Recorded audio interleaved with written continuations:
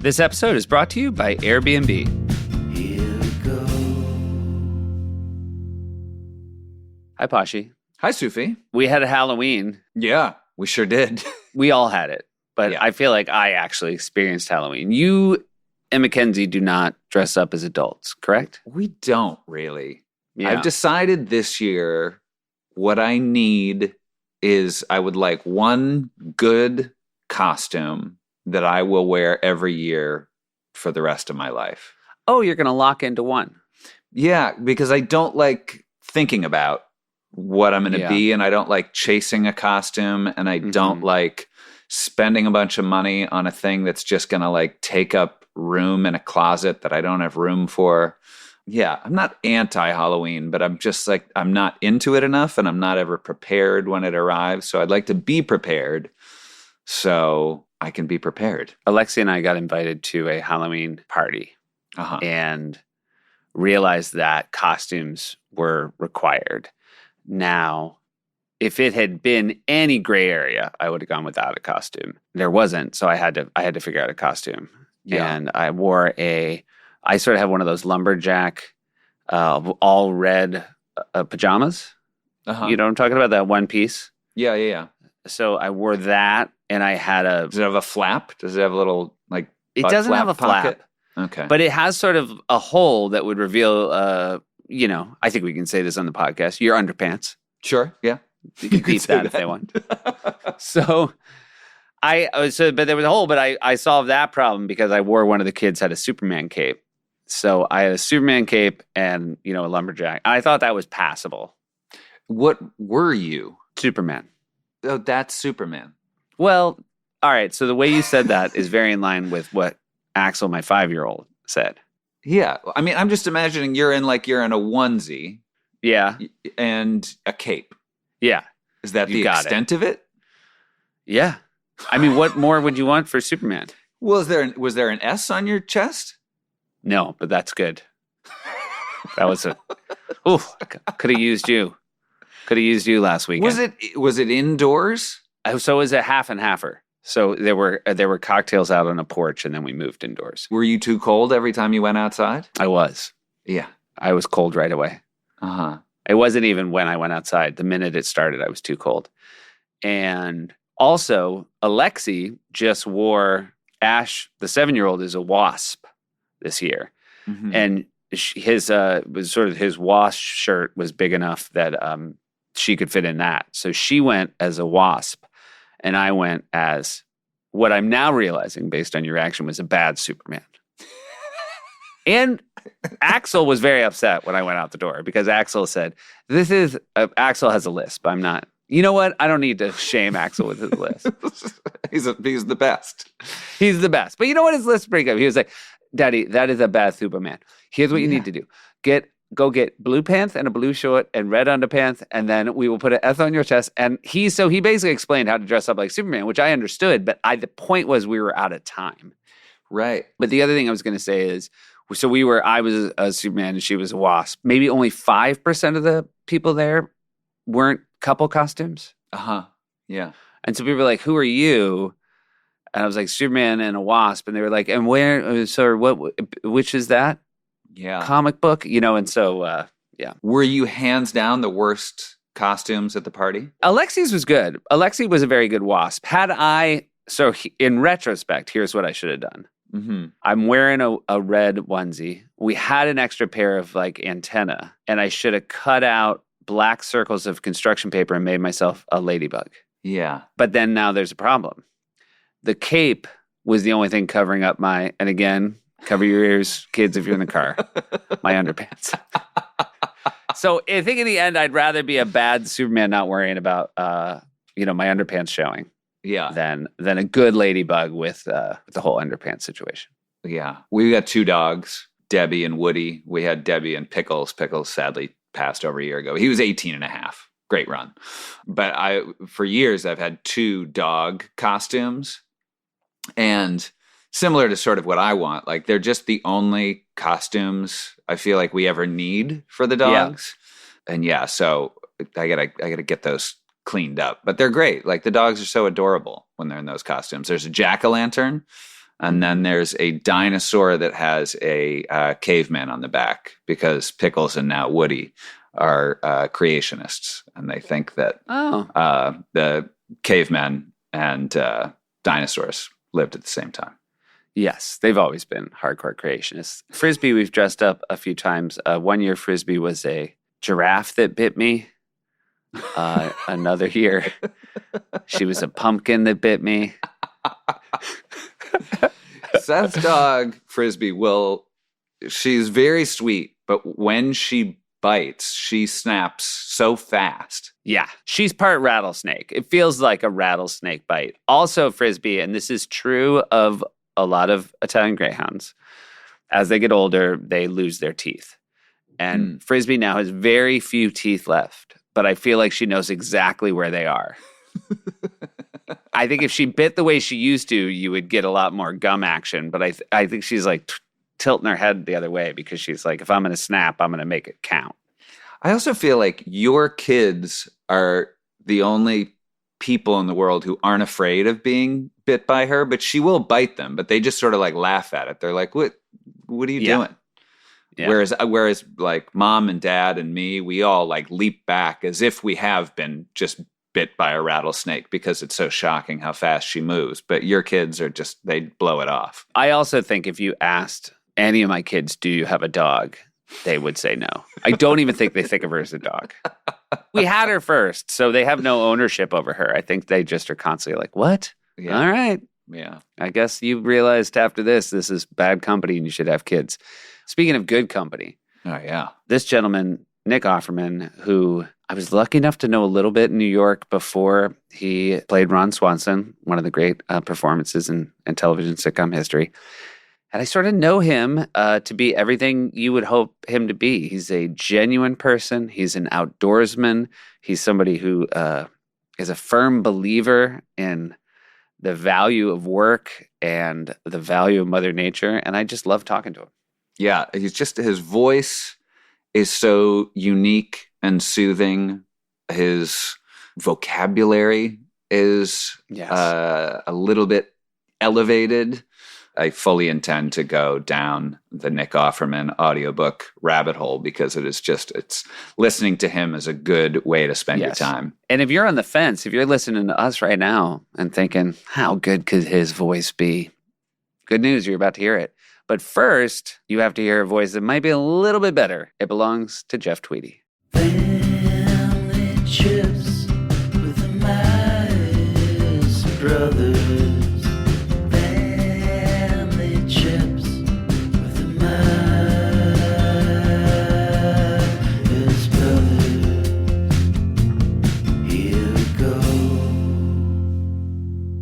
Yes. Hey. Hello, Nicholas. Hello. How are you?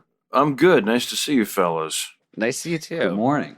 How often have you crossed paths with my brother, Nick? Have you done that often over the years? I don't know. I'm not sure. I feel like we've perhaps never met because I didn't know you guys aren't twins, are you? No. I'm 2 years younger, but I'm 2 inches taller and I think a little bit stronger. Yeah. You look more vibrant. Although I do need glasses to see you here. So Josh is by far the outdoorsier, more Nick Offerman-y of the two Myers brothers. I'll take that as a compliment. As you should. No, as well you should. And I do too, even though, I don't know. I wish my little brother was here. He's 7 years younger, and he's kind of the king of the family. But I'll just tell you about him. And you can record it, and then people can listen to it. It's almost like if podcasts hadn't been invented, you just did it. If I read the email correctly. So you have two sisters and a brother. That's right. I'm 53. I have an older sister, Lori, who's 54. My little sister, Carrie, is 5 years younger, so like 48. And then Matt is 7 years younger, so about 46. So there was a gap there between the older two and the younger two. There was, yeah. Mom and Dad, they got married early. They grew up on farms a few miles from each other. And so their high school was our junior high. So we go pretty deep in Minooka, Illinois. They had Lori and I, and when it looked like we weren't going to burn the house down, then they had a couple more. Oh, that's good. Did you maintain a closeness even with that age gap? Were you close with the top two, close to the bottom two? The whole gang is exceptionally close. We feel incredibly lucky. In fact, my three siblings live within a block of mom and dad. Wow. It's a very small town, although it's gotten much larger. When I was growing up, it was about 2,000 people. And now I think it's up to 12,000. The commuters of Chicago have reached our town, and it's no longer a sleepy sort of Mayberry feeling. And now it feels like a farm town that desperately wants a mall and suburbia. Yeah. Is there a train that you can take to get into the city from where you are? You have to go to Joliet to catch the train. Okay. If you got in your car in Minooka and drove to Chicago, how long would that take you?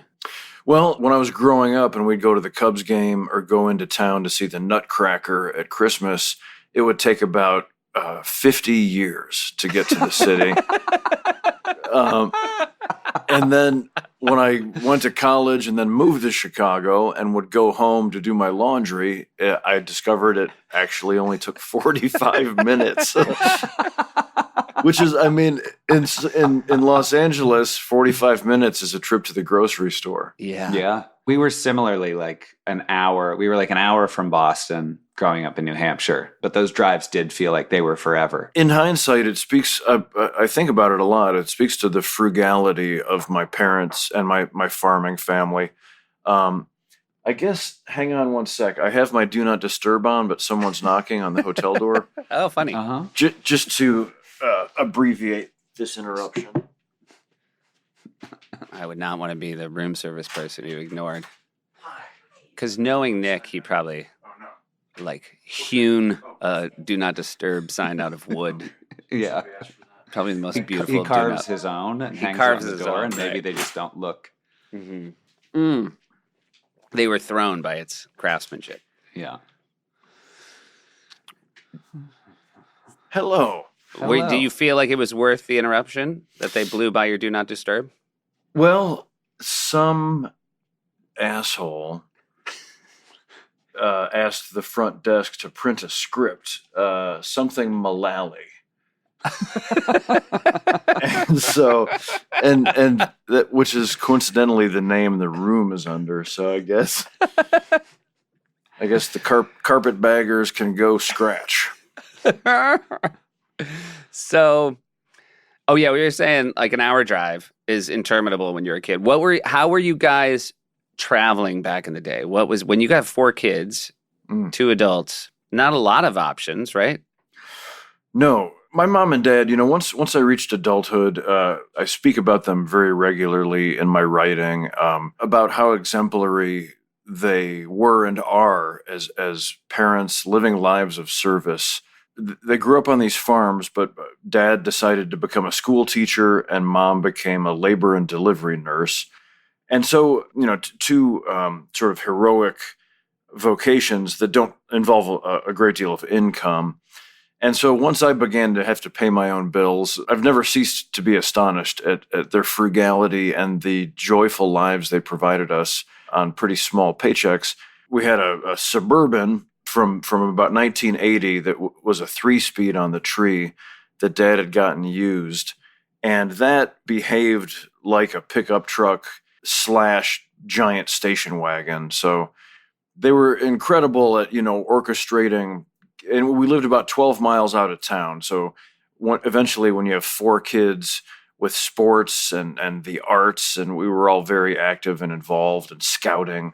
And dad would take extra jobs. He taught junior high, but he would also drive a school bus and coach sports teams, anything he could do to get bonus income. So it was quite impressive that they managed to get us all to school and back with the help of the big yellow school bus. Did they seem tired when you look back at your parents when you were kids? They lived these wholesome lives. I mean, I really idealize them and see them in a sort of little house on the prairie in the 70s light. And so they seemed exhausted, but their faces were still beautiful and not haggard. They didn't seem like coal miners. They just seemed like they had made the choice to live the strenuous life, as Theodore Roosevelt puts it. And so they were happy and ready for a nap. Yeah. That sounds like farm kids are tailor-made for that kind of life, like growing up on a farm. I imagine there are just so many tasks that you have to tick through to get through the day. I mean, there are. I'm always careful to point out, because people in this day and age want to shorten things. And so they'll often refer to me as a master woodworker, because I'm a woodworker who also has been on television. I grew up in the middle of a cornfield in a house that my dad got. He traded some cabinetry to this farmer who was going to tear down his big old 2-story farmhouse. He made him a deal where the guy said, well, if you can get this house out of here, you can have it for about $5,000. And so Dad hired, some people. I was 5 years old. So we jacked it up and put it on wheels and drove it a few miles down the road and plopped it on a basement that we poured. That was where I began my shoveling career.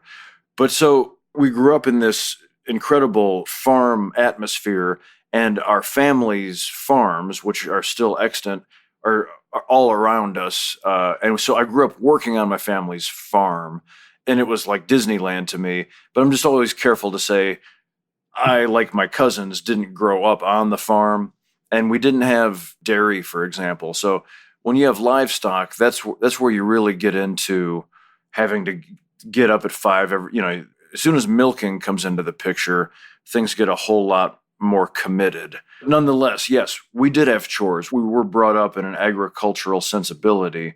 And I mean, it gave me an incredible work ethic and tool skills by the time I was ready for junior high. And did you take to it in a way that maybe not everyone who was introduced to it at your age took to it? I don't know. Did people notice early on, oh, he's really quite good with these tools? I would say no. Again, looking back, I know kids around farms, and they're pretty anomalous these days, sadly, but I know kids that take to it, that say, boys and girls, I'm going to grow up and be a farmer, just like mom and dad.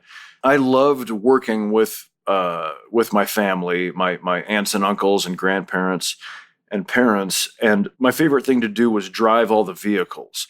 If you're remotely competent and coordinated, you're driving a pickup truck, pulling like wagons full of grain by the time you're like 12. Like as soon as you can safely operate a truck.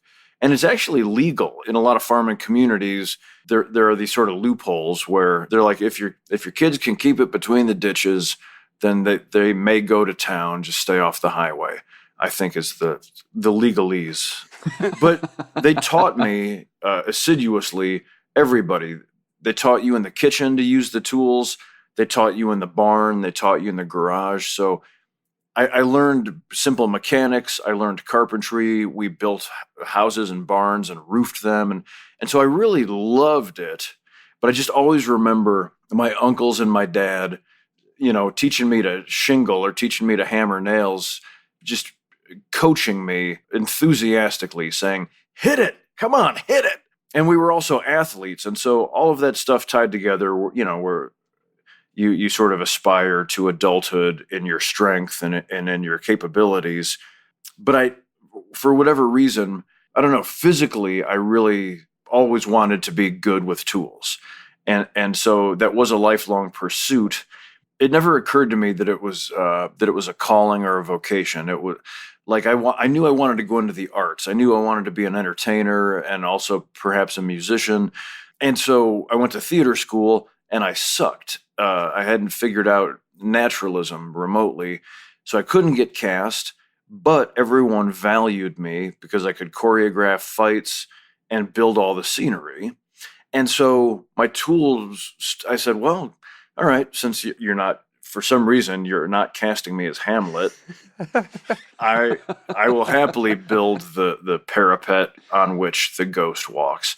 And so, I don't know, into my 20s, into my early adulthood, I came to really turn around and value, like, oh, thank goodness I have this work ethic and I can build things because it's paying my rent while I'm waiting to figure out what Ringo was talking about in that song. I am not good or handy. But my father-in-law is very good in hand. He was a home builder for years. And I feel very lucky that my kids spend most of their summer around him because I can already tell they are more comfortable with a hammer, a handful of nails than I have ever been in my life. My father-in-law to be is also equally handy, like has fixed everything in his house. And it's strange, I think, now for both of us to look at our father and to be like, oh, he did not know what he was doing. He has a workroom, but it's like, he shouldn't have been doing anything down there. I don't want to be negative about Dad, so I will just say my wife's father-in-law is a fucking disaster with tools. He was. If she were here, I wonder if that is the trauma of us because every time Dad tried to do anything, like I remember, installing floors or something, it was just the rain of expletives. It made you think this is not something that people of our bloodline are meant to be doing. Well, it's interesting. I mean, to hear your initial description, I am empathetic because everybody has their calling, your dad is obviously good at some things. Sure. I don't know. I would always vote for a dad who's at least going to take a swing at putting in his own flooring. And even if it's flawed, which all of our work invariably is as human beings, I'm always rooting for people to try instead of dwell in the comfortable ignorance of consumerism where it's like, well, it'd be easier to just call somebody. It'd be easier to press a button on my rectangle, the plumber button, and let them come install the thing. Because I love to hear that. I love to hear that your kids are spending time with a handy grandfather because that's one of my own in the channels and readership that I have found myself with. That's the heart of the messaging I try to get across is I feel like it makes us better citizens and family members and neighbors if we just live a life where we learn to use a pocket knife or how to tie a knot and just be capable so that if and when the shit goes down, we can say, well, I know several knots. Yeah. And I'm great at waterproofing things or, whatever. Yeah. That respect the effort thing. One time where that was not the case is I remember my parents were on vacation. They left us in charge of the house. First time they left us in charge of the house. And I had a friend over and he was very upset. And he was upset about something his girlfriend did. And he punched his fist through the wall in our hallway upstairs, right next to my parents' bedroom. Brent Crouch. And he did that. And then he said, don't worry, I can fix it. I remember we had 2 days and he went and he bought paint and he bought some plaster. And I remember being thank God of all my friends who did this, it's a guy who can fix it. And then Nick, he did some stuff. And then after about an hour, he looked at me and said, I can't fix it. And so then my dad came home and I basically said, this happened. I'll pay for it. I'm so sorry. And he looked at it. He goes, the part that irritates me the most is that you fucking thought you could fix it. Like, because he could tell the effort it made and there was a different paint that didn't match at all. Oh, God. So that sometimes it's better to not. I think if you're a 17-year-old with no skills. Yes. Absolutely. Yeah, and to chase this apology in live time, I would say our basement is well tiled. Yeah. That was one of Dad's biggest. Yeah, he did a good job. He worked his way down. He started at the top floor of the house, disaster. Then he did the middle floor, not great. And then eventually got to the basement, and he took what he learned from the upper floors to make a beautiful, well-tiled basement. I mean, who among us has batted 1,000? That's right. Oh, boy.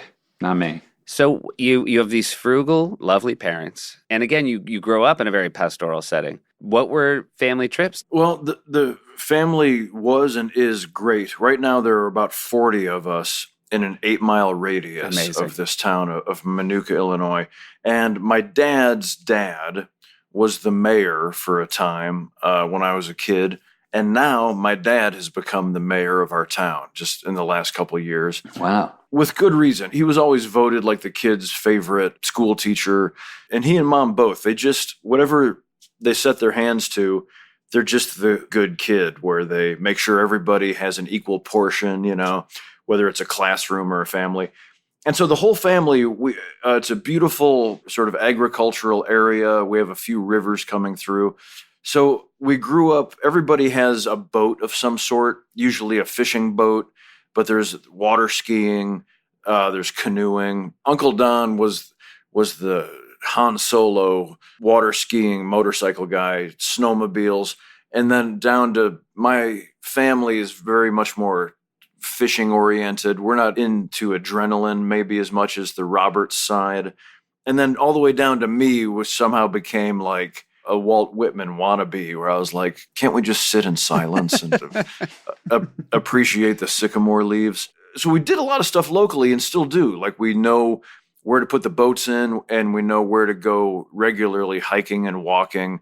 But then frugally, they did a great job of expanding that, mainly up in Wisconsin and Minnesota, which are vacation wonderlands, especially if you have fishing boats and like to go fishing. So our main thing every year, which we still do every summer, we go to Minnesota fishing to a Spartan, in parentheses, crappy like cabin resort, where that's the beauty of it, is all you need is your family and a deck of cards and some beer and some worms, and you've got a week or two of bliss. But they also really stretched beyond their means. We did an incredible trip to the Badlands and all around the Dakotas. And this is all in the back of this 3-speed Suburban where you put the seats down and fill the entire back with your supplies and your luggage and sleeping bags, creating a window-level bed that was just completely dreamy for 4 kids. And of course, Dad, in proper Midwestern dad fashion, would get us on the road at 3 a.m. And so, you'd wake up, crossing the state line into Iowa, and it all had a Willy Wonka quality. And then, so the biggest one we did, drove all the way to Yellowstone. Wow. In that thing. Wow. Which, again, looking back on it, is mighty impressive. So you got 4 kids in the back. Do you have any recollection of how you passed the time? I do. Eventually, the Walkman came around. Yeah. But pre-Walkman, cassette, portable cassette player with headphones for you kids. My mom and dad did a great job of doing 2 things. One was just like songs and games, spotting stuff out the window, like keeping track of all the different states of license plates that we would see or makes of cars. And then Dad, in his sort of overarching teacher persona, had a lot of great trivia. In my 3rd book, which is a woodworking book called Good, Clean, Fun, I talk about how seeing my dad hand make his quizzes and tests for his social studies class, 8th graders. And this is, in the 70s and 80s, he would handwrite and cut and paste these tests with like pictures of the presidents cut out of calendars. And again, then later thinking, God, how did I come to love making stuff so much? And that was just a great example. I always just loved these things. And one of his main trivia questions at the end of the year was always, what is the capital of Tasmania?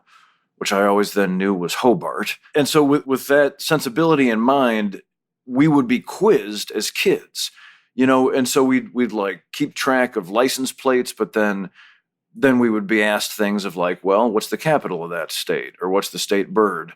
Things like that. And then much more specifically, we obsessively, and still are, but not to the same extent, we would know every statistic of every Chicago Cub on the field or on the bench. I mean, I really, this is old guy, pining for days gone by, but whatever our information delivery systems were finite in a way that I really miss. I never dreamed there would be things like Q War or Bop. These. That's a hit song. Bebop. Yeah. But I refuse to get on board with Sharon Posnanski with the Moneyball analytics for this reason. Yes. FIP. Dad could say, okay, who are the top 10 batting averages in the National League this week or whatever. And so they did a great job. I mean, I'm sure there was like, he kicked me, and you shut up, that kind of thing. But they did a really great job of keeping the caterwauling to a minimum and keeping us interested. Hey, we're going to take a quick break and hear from some of our sponsors. This episode of Family Trips is brought to you by Nissan. Posh, these days too many people have to settle for the next best thing, especially when it comes to choosing a car. Yeah, but at Nissan, there's a vehicle type for everyone, for every driver who wants more. Whether you want more adventure, more electric, more action, more guts, or more turbocharged excitement, Nissan is here to make sure you get it. Because Nissan is all about giving people a whole spectrum of thrills to choose from with a diverse lineup of vehicles. Sports cars to sedans to EVs, pickups, crossovers. With Nissan's diverse lineup, anyone can find something to help them reach their more. What are you looking for more of, Josh? I like a nice ride. I like a nice sound system. I like something that's comfortable. You like to have room to load up a bunch of gear, go somewhere, do an adventure. I do. I'm never happier than when I have sort of a full car, a roof rack on my car. Makes me happy. And all I need is a cup holder for an iced coffee. And Nissan can provide you with both of those things. So thanks again to Nissan for sponsoring this episode of Family Trips and for the reminder to find your more. Learn more at nissanusa.com. Hey, everybody, we're very excited. Josh and I are going to be going to Pittsburgh, Pennsylvania with our parents. We're going to stay at an Airbnb this time. And I can't wait, Josh. Just to be under the same roof with mom and dad is very exciting. Yeah, and in a roof that's not, our childhood roof. It's going to be fun to be in a house. And yeah, it is a good roof. And one of the things we do when we get together is we play Scrabble. There is going to be a Scrabble tournament. And that is one of the comforts of an Airbnb is you're going to have the room, the space to do the things you would do at home with the excitement of knowing when you walk outside you're in a different city. And also it's just nice to wake up and come down to the kitchen and make coffee. And as people wake up, they join you and you feel like you're at home. Yeah. If they don't understand the coffee machine, there's going to be trouble. But I'll handle the coffee. I'm up earlier than them. It's amazing how late mom and dad sleep these days. Yeah, that's true. They do sleep very late. So thanks to Airbnb, we're looking forward to doing that very special episode. Here we go. My dad would do a thing, our dad would do this thing, where we'd play Family Feud, and he would just make up a category. Like, he wouldn't plan ahead. He would say, top 5 answers on the board, most popular name for dogs. Josh would go and he'd say Rex, and my dad would in real time decide where that landed or if it landed. He didn't have a list in his head ahead of time. He'd go, that's number 5. And then That's pretty fantastic. it was amazing to think that he could drive and sequence a Family Feud game in his head. Those were really, really fun to do. I mean, and it's bananas then that you became a highly intelligent improviser. Exactly. Alexi, to her credit, has come up with a very good shout out to my wife because I would have caved. The boys do not look at tablets in the car, and we do a lot of long car rides. And we were on a 3-hour car ride the other day, and they were miserable, and she would not cave. And they had it's sort of like not quite an Etch-a-Sketch because there was a pen where you could draw, and the kids had to draw something, and then she had to guess what it was.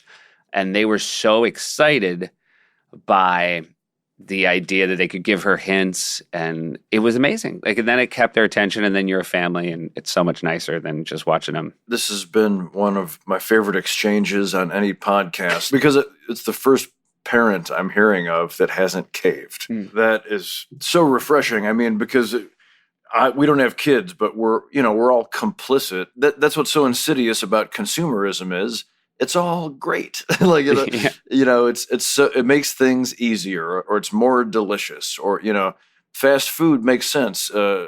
Gasoline engines make so much. Obviously, we thought it was a great idea until eventually the waiter brings the check, and we say, "Oh shit, we've created tiny narcissists." Just to sort of bolster Seth's point, I did ask, I don't know if he's ever said this to you, Seth, but I asked Axel, my 5-year-old nephew, Seth's middle son, what he wants to be when he grows up. And he said he wants to have a farm. Yeah. And I was like, well, that's great. Like, that made me feel better about where his head was at.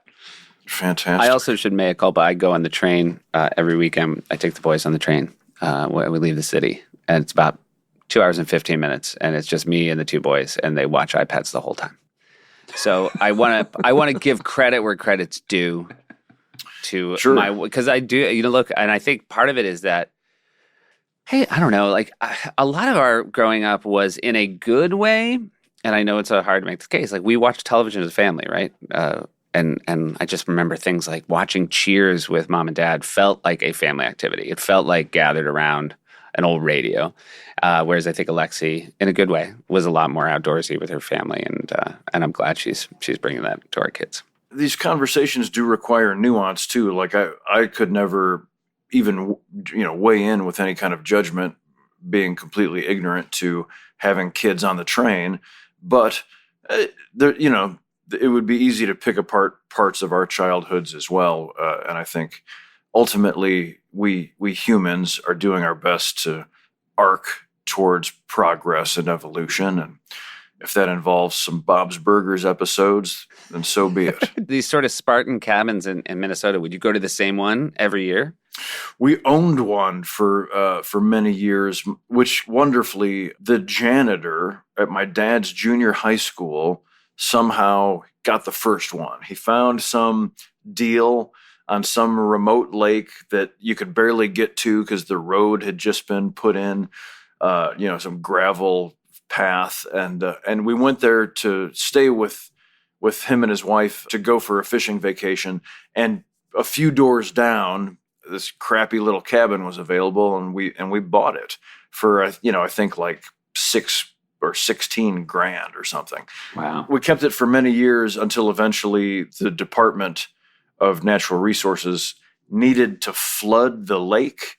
Still not exactly sure exactly what like political skullduggery brought this about. The lake was partly on a reservation. I should go back actually and find the biologist to explain to me why they had to dam the lake. The water level came up 30 or 40 feet. So our cabin is still there underwater now for a couple decades. But meanwhile, another friend of ours from 12 hours south in Illinois had bought this cabin resort. So we started going there, and we said, wait, we're doing a little better, so we can afford the luxury of spilling out cash for this cabin. So we've only gone to 2 places the whole time. That's amazing. It is. It's a wonderful tradition.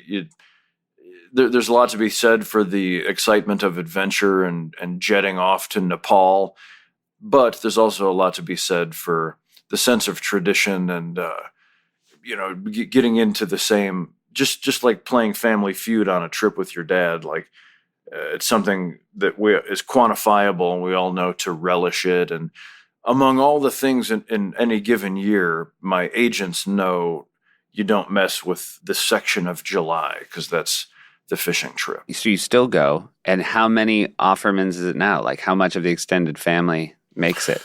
It's more on my mom's side, which is the Roberts family. Got it. But it's interesting. When we started, it was my mom's folks. They were the main farmers, and it's their offspring. So mom also had 3 siblings. And so that's all the farming side of the family that's still working. And so we all would go back then when it was grandma and grandpa and their 4 kids and their families. Now those 4 kids have all become the grandparents of their own branch. So each of them now have their own. One of them is in Indiana. One has a cabin in Wisconsin. And then my mom's sister and her family still come with us. So the factions have sort of split off, but we still manage to put up about 20 people every summer. Wow. Growing up, were all the Offerman kids equally excited to go up to Minnesota? I think so. There was one sibling, and I won't point them out, who was generally less pleased with the state of the world than the others. Yeah. In fact, that person didn't come for a while because there were some inconveniences like mice. I see. In the cabins. But that person has come around and is now having a blast and living his or her or their best life, utilizing nature. And has hundreds of mice as pets now, even. Yes, she or he raises mice for for sale, and has a whole recipe book. You mentioned a deck of cards. What's the game of choice? Euchre is the number one. Very Midwestern answer. Such a good game. But closely followed by cribbage, depending on how many players you have available. But probably, I think if my family were here, they would grouse, because euchre is what I love to play with my dad and my brother, and it's a tradition from my dad's side, and his mom. Like, if you cast Ian McKellen, if you cast Dame Maggie Smith as an evil Nazi who killed her victims with devastating card play, that was my dad's mother. She could like bruise you physically. She had this move with her killing card in the game of euchre where she would wrap her knuckle. I mean, she would make a playing card sound like a gavel. But if the family were here, I would be made to say a much bigger group game called Liverpool Rummy, which it's a rummy, it's based on sets and runs, and it's I can't think of the proper adjective, but it gets harder. It's progressive. The hands are progressive. So the first hand is 7 cards, and you need 2 rudimentary sets. All the way up to the final hand, you get 13 cards. You need 2 sets and a 7-card run and no discard. So the pressure mounts. That people have 30. You have 2 or 3 decks going, and so that's the biggest family screaming good time. Yeah, we were a Hearts family, and the first time Alexi came, because my parents still live in the house Josh and I grew up in. First time she came in, I've heard her say to people, the kitchen had the smallest kitchen table with 4 chairs. It's as if they never even thought a 5th person would come over. You couldn't fit a 5th chair at that little kitchen table if you tried. But our entire childhood, we spent most every night sitting around this 4-person table playing Hearts. And when Josh gave his toast at our wedding, a toast so good, I think I cried 5 times, and one of my best friends said, we decided to have a second kid during the toast. We thought we were done with one kid, and we watched Josh give the toast and said, we can't we have to have a sibling for our daughter. So that's fantastic. But Josh talked about the fact that we're this very, insular group of 4 people, and we played Hearts every night, blah, blah, blah. And then at the very end, I hope I'm not misquoting you too badly, Josh, but you said, give it a go. You basically said, and we just want you to know, Lexi, we're so happy you're in the family, and, you're welcome anytime, unless we're playing Hearts, because that's a 4-person game. It was a real. I think those are my last words. Yeah, it was it was the most lovely speech about her, and yet he did want to end with one, and there's no way to play it with a 5th person. Yeah. And if there is, it's just not how we play. So yeah, you might look elsewhere. I don't want to run out of time before I ask about, I'm so deeply jealous about the trip you took to a national park, I believe, with 2 of my heroes, 2 of your heroes, George Saunders, for my money, the greatest living American writer, Jeff Tweedy. Yeah. Right up there with our greatest living American singer-songwriters. And these are guys you got to be friends with, and how long a trip did you take with the 2 of them? It was a week. It's amazing. It was bonkers. It's crazy. It keeps me, just like waking up and seeing Megan Mullally on a pillow next to me. 23 years in, I still shake my head and just think, how is this happening? Whatever veil has been pulled down over her eyes, let me just tiptoe around and try to keep it down. And in a similar way, in 2014, Jeff and George and I all met each other separately in 3 disparate meetings. And to this day, we just formed this organic 3-way bromance. And I'm the youngest, and also, I own a mirror. So when I examined them and their works and their talents and their wisdom and their beauty, I say, you guys, thanks for like including me. Like, I feel like they're my big brothers driving a cool Firebird, playing Frank Zappa, and they're like, hey Nick, you want to go get ice cream? Hop in, and they insist that I belong in the troika, and I'm like, only if there's luggage to carry or a tire to change.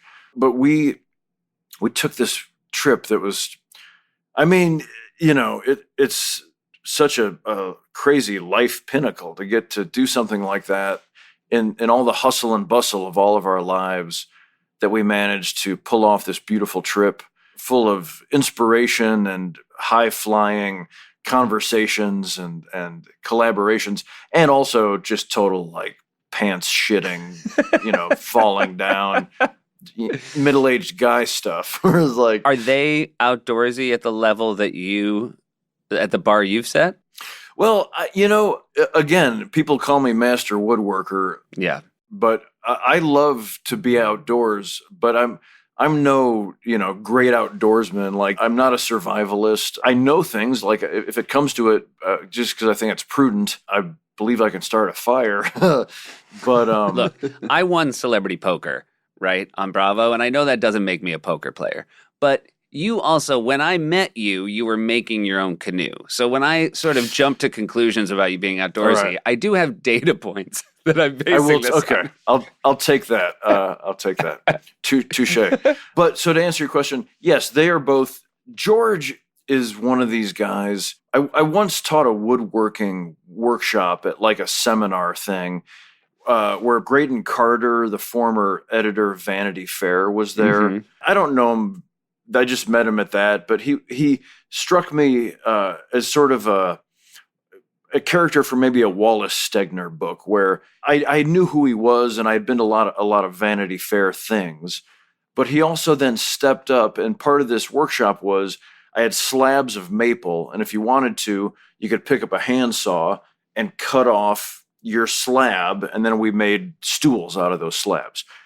And he was wearing, I don't know, like a 3-piece suit or something, and he loosened his tie and just got in his vest and his shirt sleeves. And I stood on 2 sawhorses and the slab to hold it from being rickety, while he muscularly sawed off this slab of maple. And I thought, this is what I think is a true Yankee. Somebody who has a house in the Hamptons or Kennebunkport or something, but can also not hesitate to step up and use a tool and get a bunch of sawdust in their hair. And George is not that, but when you think of the winner of the Man Booker Prize, or the celebrated Syracuse professor and New Yorker, luminary, one of our main bonding things was he grew up on the south side of Chicago, and he just could not be a more normal sweetheart. Like, he could go to anybody's family birthday thing, and you wouldn't even know he was there. But then the next day, your aunt would be like, who was George? He was so nice. He taught Bill another way to tie his work boots, or like, he's an incredibly subdued wizard. And so he also, if you've read all of his nonfiction, when he was writing, he went to the Colorado School of Mines because he hadn't figured out how to be the writer he wanted to be yet. And so then he started writing like technical journalism, and he spent time in South America going to visit like mines or power lines, just different like utility. He was working for some big company, writing up boring, dry stuff. And so he has stories where he like got sick because he was swimming in a river in like Guatemala and discovered later that it was full of monkey shit. And so George is low key. He has a great piece. These are all in his, I think, book of essays, Brain Dead Megaphone. He has a piece where he was writing about the homeless problem, but specifically in Fresno. And he goes and just lives in this homeless camp under an overpass for, a weekend or a week.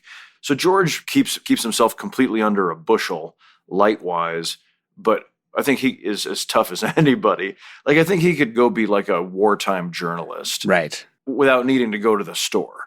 And then Jeff, at the same time, again, a beautiful poet, like just singing with such talent and courage and depth of thought, is also just a cool, badass, like central Southern Illinois, the son of a railroad worker, you know?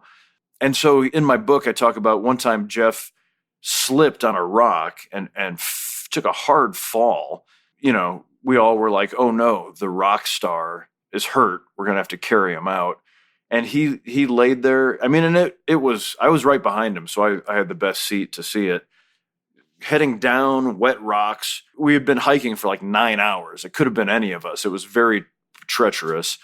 His foot slipped in a way just that his weight brought his like right buttock fully down on a rock. It was just like, oh shit. We were all surprised he didn't break anything.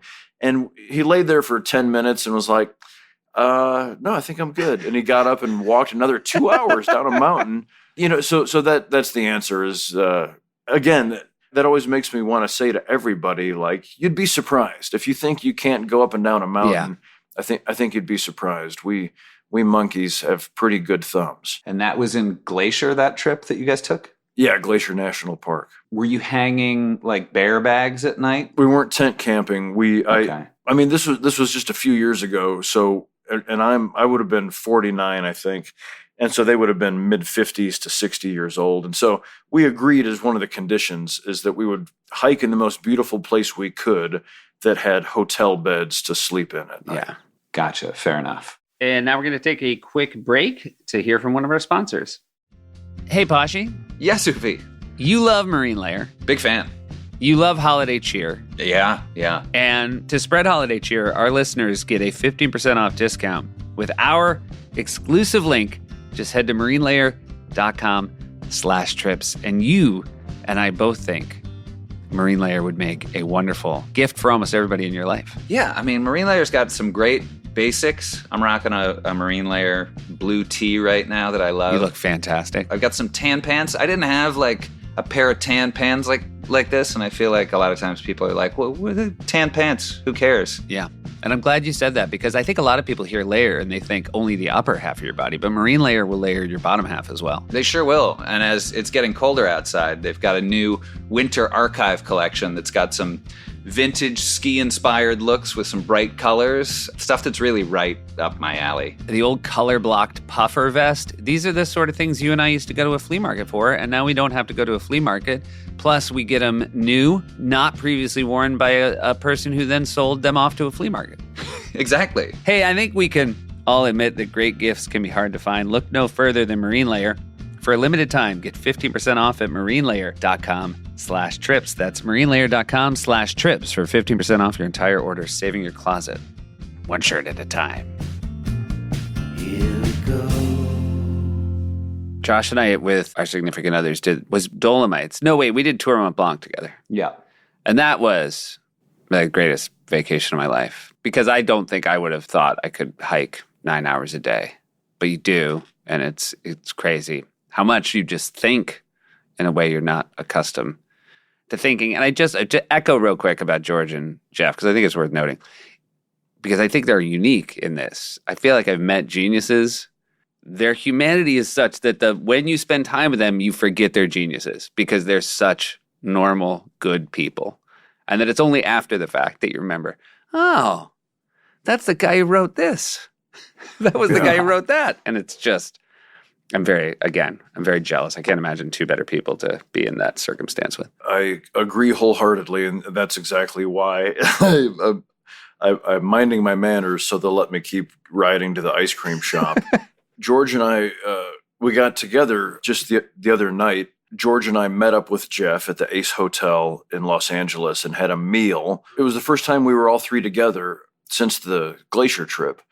And part of it, I think, is in both cases, is they're both great husbands and dads, which is not to say they're saintly. Like, they're great husbands and dads because despite, the foibles that any of us have and necessarily bring to a relationship or a family, they work through it in a very human and courageous way. They face their shortcomings and even write about them and talk about them. And so it was so wonderful to be together again. And then George and I were both being very COVID safe for a variety of reasons. mainly that we don't want to get COVID. But so we chose not to sit in the audience, even though sometimes I do if I have a mask on. But we were just being extra careful. And so Jeff's road manager, the heroic Eric Frankhauser, we said we were just going to stand off stage. And they said, well, the sound is bad if you stand off stage at a concert. So one of their tech guys named Cash brought us headphones so that we could get through our cans the house mix with a volume knob. So, I mean, Oh, man. the dream. Then Eric shoved us on stage in a shadow. So the band is arrayed on the stage, and it was so funny because my friends the next day were texting me pictures they took from the audience, and I didn't have the heart. In each picture, I could blow it up and faintly see me standing just upstage of Pat Sansone, the keyboardist and multi-instrumentalist. And so George and I were just to have this sort of like friendly hang, and then see Jeff bring his powers to bear on a live audience, and backed by his extraordinary band, just reinforced what you're saying is they trick you into thinking we're just a bunch of dudes. And then he's like, hang on, let me step to the microphone real quick. Yeah. And you're like, And that Oh my God. kindness, that humanity I found in the very few times I've interacted with them and that band, it runs downhill, right? The people backstage are as nice as Yeah. Jeff. They see you and they think, oh, I want to make this experience as good for you as I possibly can. I'm not going to ignore that there's somebody here who loves this music. exactly. And it's arguably, not disconnected from the ability to take your family on a road trip and play Family Feud with them, or, have the wherewithal to take a raggedy old 3-speed on the tree Chevy Suburban and show us, the ultimate generosity of the Black Hills of South Dakota. Getting back to some of that stuff with your trip to Yellowstone, do you have any specific memories of that? Like, were you guys camping back then? No, we're not a camping family. I've been camping a few times with aunts and uncles and loved it. And frankly, camping is kind of like golf for me in that I think I would have a great time doing plenty of it, but I've been such a workaholic my whole life. In fact, that glacier trip was also stood out to me because it was the first time at age 49 or 50 that I said, oh, I can give myself the gift of a week of hiking in a national park. And it was incredible. And the reason for that is also a very happy reason. It's because I love what I do for work. And so I very rarely say, let me get away from this life that I love to do something else that I love. But when I finally reached the point, it made me very happy. And now Megan and I are doing more of it, and I do love it. Do you travel differently with Megan? What do you guys? What's the optimal vacation for the two of you? I mean, we travel differently. Megan loves the outdoors, but not to the extent that I do, or for the duration that I do. Like, she would love to go on a hike up to 2 or 3 hours, but then she's good. But so, the last third of this book is the answer to your question, which we love to travel. I mean, we've been all over the world, and we're very lucky, that we won the TV series lottery twice in our household. and then we keep picking up quick picks every few months. And so, we've been to Paris, and we love it all over the UK and Ireland, and but we've also just been all over the world to many places. But in the pandemic, I was so charmed that Megan had the idea, with an eye towards pleasing her man. Actually, she wanted to get one of those little Sprinter vans that Airstream is collaborating and making these cute little Sprinter vans from Mercedes. So you get a Mercedes chassis and an engine and an Airstream tiny collapsible camper inside. And she said, let's go get one of those now in the lockdown in 2020 so we can go see my people in Oklahoma and your family in Illinois for Thanksgiving. And I said that this is one of the greatest things that's ever happened, that this is your idea. I love it. And so we went to shop for one of those, and they're incredible, and they're a little snug. And as we were checking it out, I saw doubt on her face. And as I sat on the toilet and realized that I could cook my morning eggs while taking a dump, so it seemed like a good bachelor situation is what I'm driving at. So we immediately said, this is a young person's game, is what this is. But we were on the same lot with the Airstreams, the classic, gorgeous, land yacht. And so Megan said, well, let's just sit in one of these. And so we sat in the end of an Airstream. It was a hot Orange County summer day. And we just tipped up the windows, the screened windows, and the breeze was coming through. And it was lovely and cool. And that was the magic. We said, we can take this idyllic climate anywhere we can pull this thing. And so we got a beautiful Airstream. And that's become a yearly thing now. We take a big Airstream trip. And Megan, also in the pandemic, has become obsessed with cooking. And so it's an alchemy where we find places to go. She'll do a couple hikes with me, but then I also get to do my jackass, okay, I'm going to start at 4 a.m. That way I get the 3/4 moon coming over the Douglas fir stand. And meanwhile, she obsesses with what amazing meal can she cook in the little, ship's galley of a kitchen. So we found the ingredients to make our own favorite way to get out to the parks and also have fresh homemade pizza. Yeah. It's a very nice partnership you guys got going. Congratulations. Oh, thank you. And I should note real quick, when you say chapter 3, the book is Where the Deer and the Antelope Play, the pastoral observations of one ignorant American who loves to walk outside. It's a beautiful book that I think hits on a lot of the themes that we very happily also hit on. I think so. Thank you for that. And that's the thing. I never dreamed I would write a book or tour as a humorist. I just wanted to get good parts in plays in Chicago. But things went a certain way. I ran into Mike Schur. Yep. We've all been very lucky to run into Mike Schur, everybody here on this podcast. Among other things, it was thanks to Mike that I directed an episode of Parks and Rec and was able to cast Jeff Tweedy. Ah, you cast Tweedy. But it was Harris. It was the idea of Harris Whittles through his association with Flanagan at Largo, a great comedy and music venue in Los Angeles that has, on any given night, it could be Gillian Welch, Neil Young, Amy Mann, or it could be, Adam Sandler drops in and plays some songs, or Amy Schumer, or just you name it. It's the Vienna, coffee clutch, the Bertolt Brecht. Actually, a fun fact is it was where Bertolt Brecht opened his final play, was at that theater in Los Angeles. The new one, the new Largo?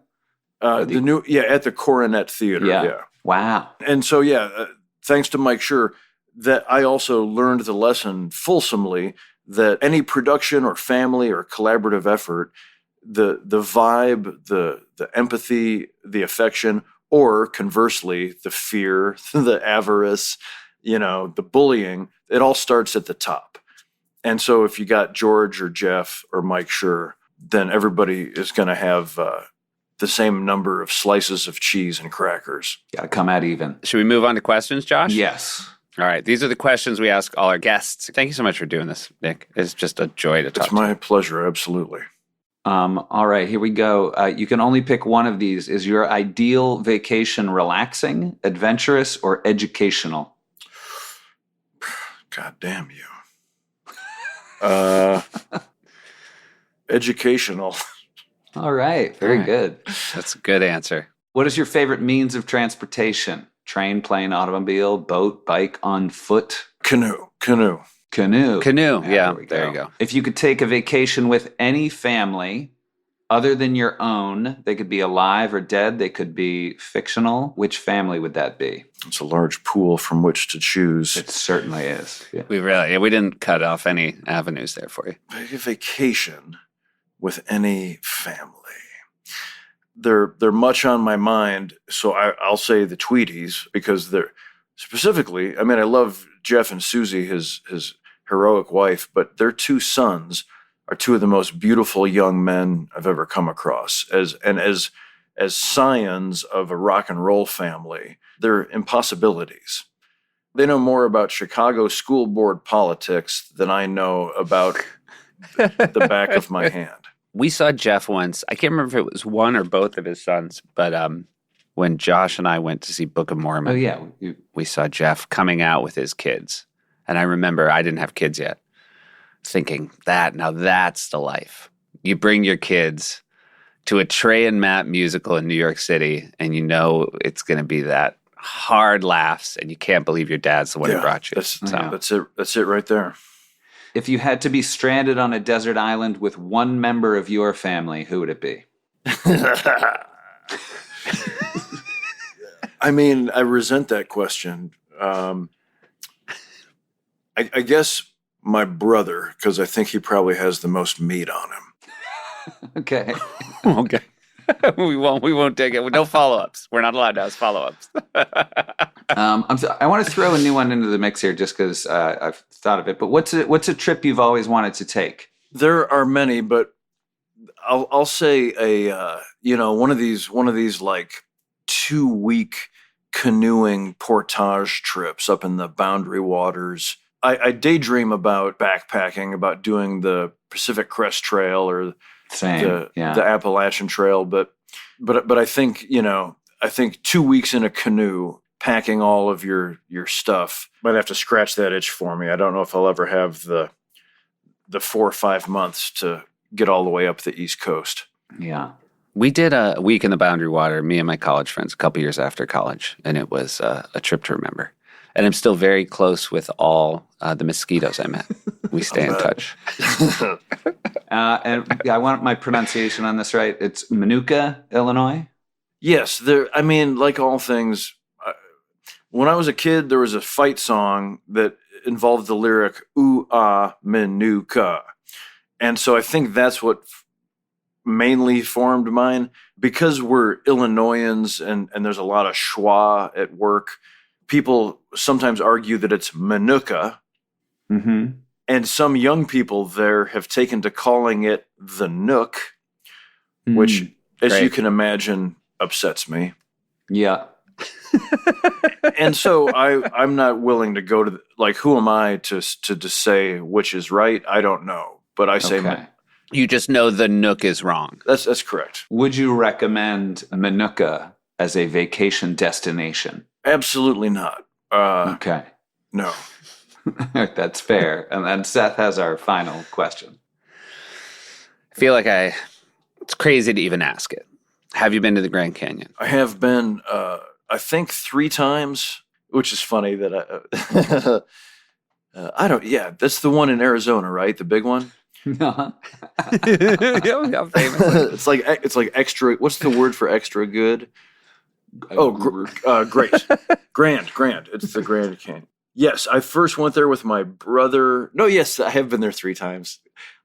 The reason it took me a second is because the first time I was on acid. Okay. With my good friend Mike when we road tripped from LA to Chicago. And then I drove, when I helped my brother move from Minooka to LA, which he has since rescinded. We stopped there, and then Megan and I went. But I've never been down in it, and that could also be one of my answers for what's the trip I'd like to take, would be one of those boating trips down the Colorado River. There's a wonderful book I read recently called The Emerald Mile. I can't think of the writer's name, but it's a wonderful, ripping good yarn about some guys boating down the Colorado. All right. The follow-up to that question was, is it worth it, the Grand Canyon? Sure, absolutely. Yeah, nothing like it. I will say, I'm not dying to go, but if I went, I feel like on acid might be the tipping point. Sure. I mean, it was pretty swell. I mean, the way Megan and I do things like the Grand Canyon or, any national park is, first and foremost, we just take the peak 2 or 3 months and throw them in the garbage. Just don't go when you're just going to sit in line in your car trying to get into Yellowstone. But then also, so for example, the Grand Canyon, I mean, the whole Flagstaff area is higher altitude. Hometown of Ted Danson, by the way. He grew up the son of like biologists, which stands to reason, both his height and his demeanor. Yeah. It's a beautiful place to wear flannel, and you don't think of that when you think of Arizona. But if you go there when it's a little chilly, that's the way I would try and do it. Then there's nothing sweltering about if you want to hike partway down or all the way down. Thumbs up to the Grand Canyon. Well, I believe you're, Ron Swanson, your great character, Ron Swanson, maybe had the quote about the Grand Canyon. Well, I would argue he had one of the two great quotes, which was, I'm not good at recalling Ron Swanson quotes, but I think this one is, crying is only acceptable, or I've only cried. You're doing great. I don't know why you're being so hard on yourself. This is almost word for word. Only acceptable. In two places. Funerals and the Grand Canyon. Is that it? There you go. And what's the other great quote? Are you going to do as good with it? Yeah. Chris Pratt and Aubrey, April and Andy go to the Grand Canyon, and they do like an overnight jaunt. And it was similarly, they came up with it in the writer's room. It was all a last minute thing where they were like, fuck it, let's take this, let's go to the Grand Canyon. Like, let's leave right now and take 2 cameras and just shoot this little thing. So they kind of did. And they're there, and it's like the sun's coming up and it's incredible. And it's April and Andy, who we love so much, the cutest puppies ever on TV. And they turn to the camera, the Office talking head style, and they're in awe of the Grand Canyon. And Chris Pratt says, "Where are the big faces?"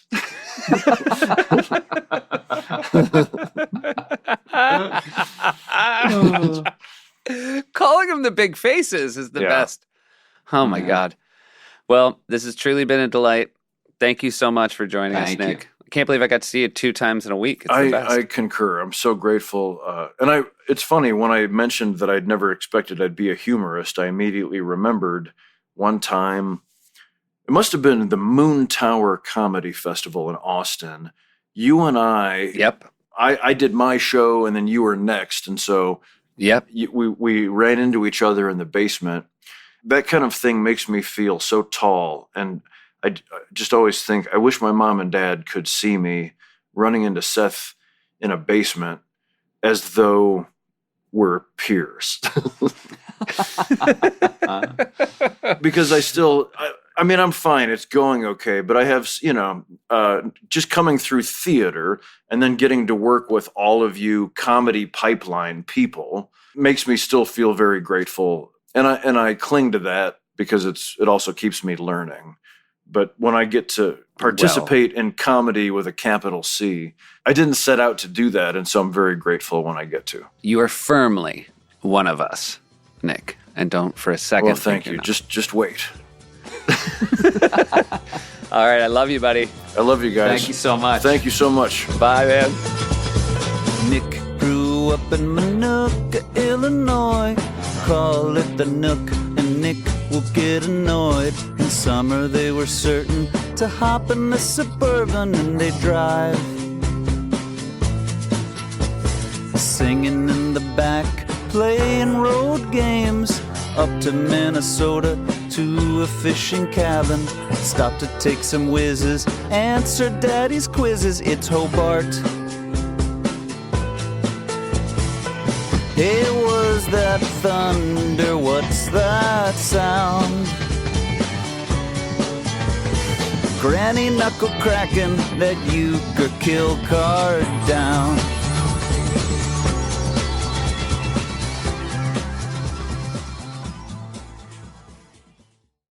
Thanks to Airbnb for sponsoring this episode.